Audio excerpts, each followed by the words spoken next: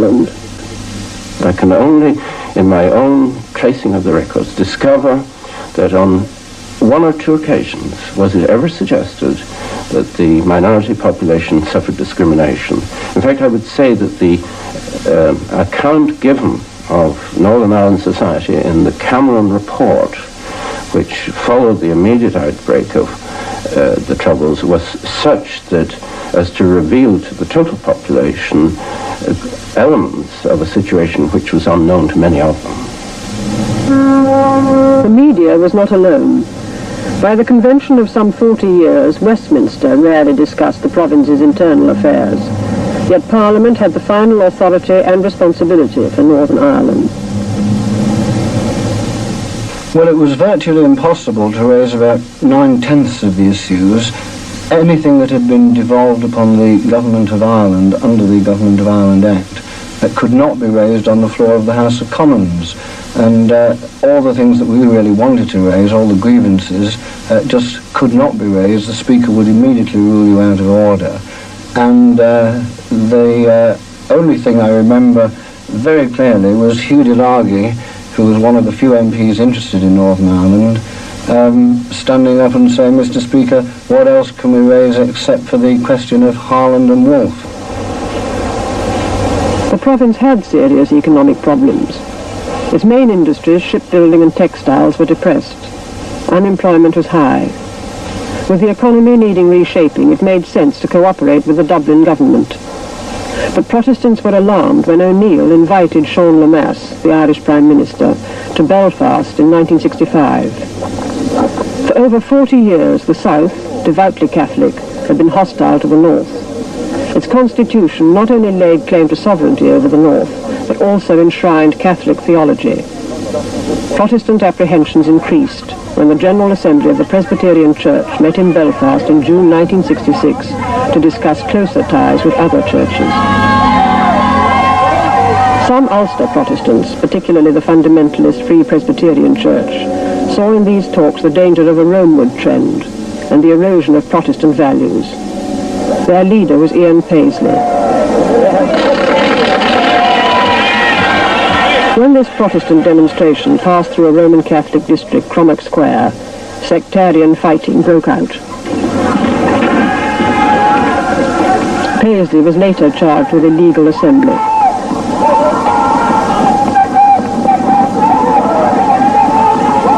But 1966 was also a year of anniversaries.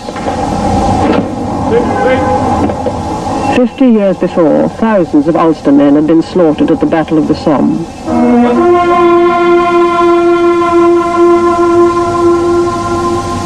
Protestants remember that sacrifice for Britain.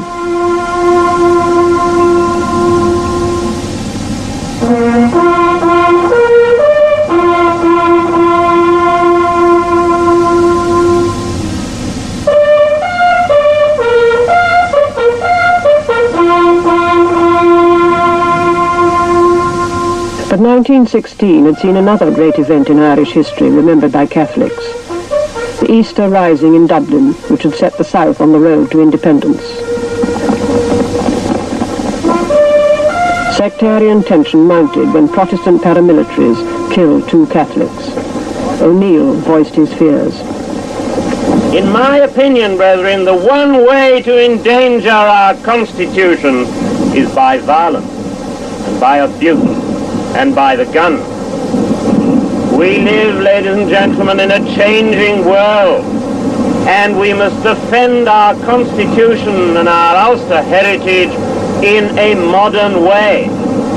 Nor is it necessary to do this kind of thing in order to be a true loyalist.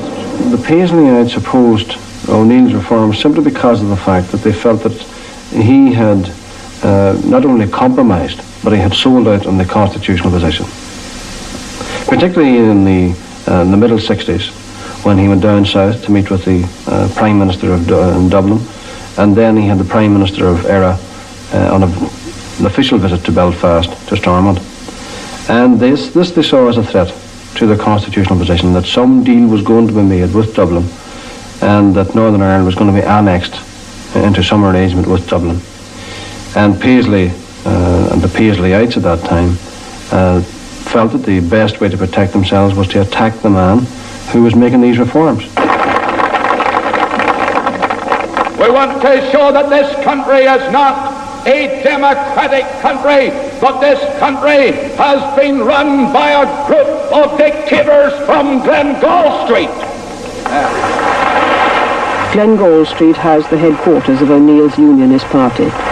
And for years these men have tried to tell the Protestants of Ulster that they're loyal and they're true blues, but we've found them out now. They've been found out. The hidden things of darkness are being exposed in the light and in the focus of truth. Only when you tell me.